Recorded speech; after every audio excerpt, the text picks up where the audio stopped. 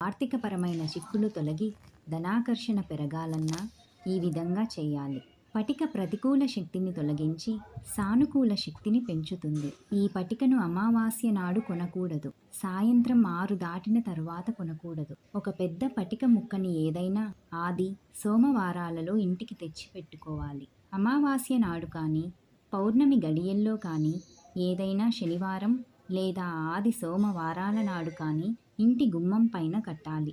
పటికను ఏదైనా నల్లని దారంతో లేదా కంబలి తాడుతో అంటే వెంట్రుకలతో చేసిన తాడుతో కలిపి కట్టాలి.